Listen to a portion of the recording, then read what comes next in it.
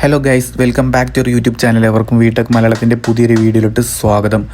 അപ്പോൾ guys, channel subscribe ചെയ്യാത്തവരൊക്കെ ഒന്ന് subscribe ചെയ്യുക, സപ്പോർട്ടാക്കുക. അപ്പോൾ നമുക്ക് നേരെ വീഡിയോയിലോട്ട് കിടക്കാം. അപ്പോൾ ഞാൻ എല്ലാ വീഡിയോയും തുടങ്ങുന്ന ടൈമിലാണെങ്കിലും എല്ലാ കാർസിൻ്റെ ആണെങ്കിലും ബൈക്കിൻ്റെ ആണെങ്കിലും റിവ്യൂ ചെയ്യുന്ന ടൈമിൽ ആദ്യം ഞാൻ എടുത്തെടുത്ത് പറയുന്ന സംഭവമാണ് എഞ്ചിൻ ഓയിൽ മാറ്റണം. അതേപോലെ തന്നെ എഞ്ചിൻ ഓയിൽ പക്കാ ടൈമിന് സർവീസും കാര്യങ്ങളൊക്കെ നടത്തണം, ഇല്ലെങ്കിൽ എഞ്ചിൻ പണി വരും എന്നൊക്കെ. അങ്ങനെ എഞ്ചിൻ പണി എന്ന് പറഞ്ഞിട്ട് ലാസ്റ്റ് നമ്മളെ വീട്ടിലത്തെ വണ്ടിക്കും ആദ്യമായിട്ട് എഞ്ചിൻ പണി വന്നു. അപ്പോൾ ഇത് നമ്മളെ ആക്റ്റീവ 125 ആണ്. 2021 ഒരു മിഡ് ടൈമിലൊക്കെ എടുത്ത വണ്ടിയാണ്. ഇത് നമ്മളെ ഉമ്മയാണ് ഇത് കൈകാര്യം ചെയ്യുന്നത്. ഇപ്പോൾ ഉമ്മാൻ്റെ വണ്ടിയാണ്. അപ്പോൾ ഞാൻ ഓടിക്കാറുണ്ട്. അപ്പോൾ കാര്യമായിട്ട് ഇതിൻ്റെ കാര്യങ്ങളൊക്കെ മെയിൻ്റെനൻസും കാര്യങ്ങളൊക്കെ ചെയ്യാറ് ഉമ്മയാണ്. അപ്പോൾ ഉമ്മാക്ക് കാര്യമായിട്ട് അറിയില്ല ഈ ഒരു വണ്ടിക്ക് ഇങ്ങനെ എഞ്ചിൻ ഓയിൽ സംഭവങ്ങളൊക്കെ ഉണ്ട്, ഇങ്ങനത്തെ ടൈമിൽ ഇത് മാറ്റണം, അങ്ങനത്തെ കാര്യങ്ങളൊന്നും അറിയില്ല. അമ്മ വണ്ടി വിളിച്ചിട്ട് അങ്ങനെ പെട്രോൾ അടിച്ച് ഓടുക, അങ്ങനെ സംഭവം മാത്രമേ നടക്കാറുള്ളൂ. അപ്പോൾ ഉമ്മാക്ക് അറിയാത്തതുകൊണ്ടാണ്. അപ്പോൾ ഞാനിത് ശ്രദ്ധിക്കാറില്ല, എനിക്കിതിൻ്റെ ഒരു ഓർമ്മയൊന്നും ഉണ്ടാവില്ല. അപ്പോൾ വീട്ടിൽ വേറെ വണ്ടികളൊക്കെ ഉണ്ട്. അപ്പോൾ ഇതിനെ മാത്രമായിട്ട് കെയർ ചെയ്യാൻ എനിക്കിത് ടൈം കിട്ടിയില്ല. അപ്പോൾ ഞാൻ ഇടയ്ക്ക് പറയാറുണ്ട് എഞ്ചിൻ ഓയിൽ മാറ്റില്ല എന്നൊക്കെ. അപ്പം പറയാറുണ്ട് മാറ്റിയിട്ടുണ്ട് എന്നൊക്കെ പറയാറുണ്ട്.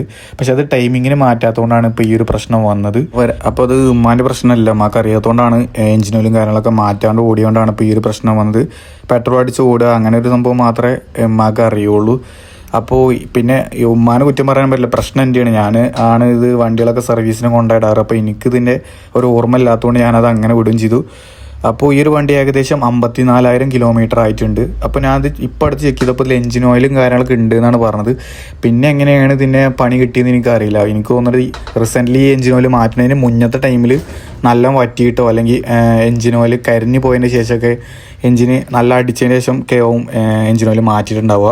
അതുകൊണ്ടായിരിക്കും ഇങ്ങനെ ഒരു പിസ്റ്റണിനും ക്രാങ്കിനൊക്കെ പണി കിട്ടിയെന്ന് തോന്നുന്നത്. ഈ ഒരു വണ്ടീൻ്റെ എഞ്ചിന് പണിക്കായെന്ന് എനിക്ക് തോന്നിയെന്ന് വെച്ചാൽ അതിൻ്റെ പെർഫോമൻസും കാര്യങ്ങളൊക്കെ പറ്റ കുറഞ്ഞ്, അതിനുശേഷം മൈലേജും ഇല്ല, വണ്ടിയാണെങ്കിൽ നീങ്ങണില്ല, അങ്ങനത്തെ ഒരു അവസ്ഥയായി. പിന്നെ സൗണ്ട് കേട്ടോളൂ ഇങ്ങനെയാണ്.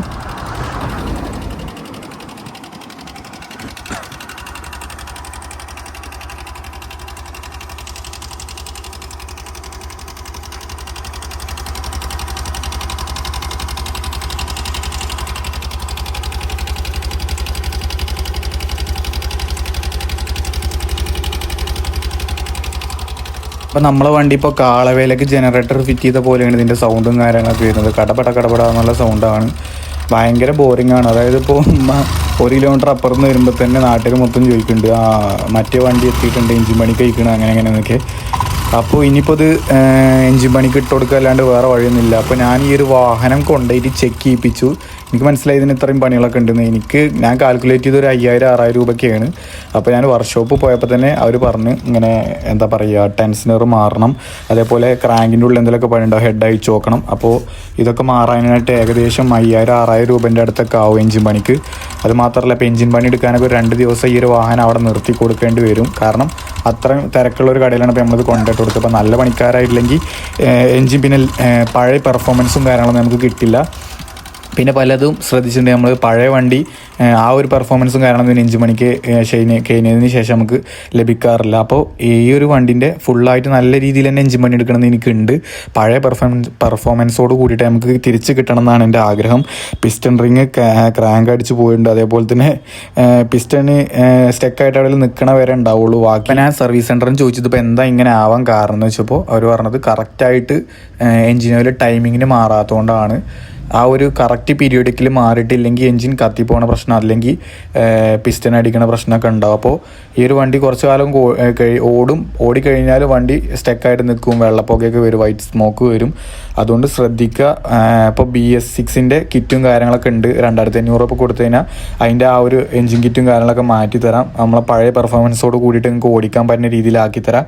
ഏകദേശം എഞ്ചിൻ പണി കഴിയാൻ ഒരു 6,000-7,000 രൂപ അപ്രോക്സിമേറ്റ് റേറ്റ് ആവുമെന്നാണ് പറഞ്ഞത്. പിന്നെ ഇതിൻ്റെ എന്തൊക്കെ പോയിട്ടുണ്ട്, ഇപ്പോൾ പഴയ പെർഫോമൻസോട് കൂടിയിട്ട് പക്ക ഷോറൂം കണ്ടീഷൻ, അതായത് ലുക്ക് വൈസ് അല്ല, എഞ്ചിൻ ഷോറൂം കണ്ടീഷനാക്കി തിരിച്ചു തരണമെങ്കിൽ, പെർഫെക്റ്റ് കണ്ടീഷനാക്കി തിരിച്ചു തരണമെങ്കിൽ 6,000-7,000 രൂപ അപ്രോക്സിമേറ്റ് ആവും. 2 ദിവസത്തെ പണി ഉണ്ടെന്നാണ് വർക്ക്ഷോപ്പിൽ നിന്ന് എനിക്ക് അറിയാൻ പറ്റിയത്. അപ്പോൾ ഗൈസ്, നിങ്ങൾ ഈ ഒരു ഇതേപോലത്തെ സൗണ്ടും കാര്യങ്ങളൊക്കെ ഉണ്ടെങ്കിൽ പെട്ടെന്ന് കൊണ്ട് ചെക്ക് ചെയ്യിപ്പിക്കുക. അതേപോലെ തന്നെ എഞ്ചിൻ ഓയിൽ നാളെ മാറ്റാം എന്നൊക്കെ ഇങ്ങനെ എടുത്ത് വെച്ചിട്ട് വഴുകിപ്പിക്കണവരുണ്ടെങ്കിൽ ശ്രദ്ധിക്കുക. അതേപോലെ ഒരു 10,400-500 രൂപയ്ക്കാണ് ഈ ഒരു സ്കൂട്ടിൻ്റെ എഞ്ചിൻ ഓയിലും കാര്യങ്ങളൊക്കെ വരുള്ളൂ. അപ്പോൾ ആ 400 രൂപയ്ക്ക് വേണ്ടിയിട്ട് നമ്മൾ പിശുക്കി കഴിഞ്ഞാൽ ഇതേപോലെ 7,000-8,000 രൂപ കയ്യിൽ നിന്ന് പോക്കറ്റിന് അടപടലം പൊട്ടും.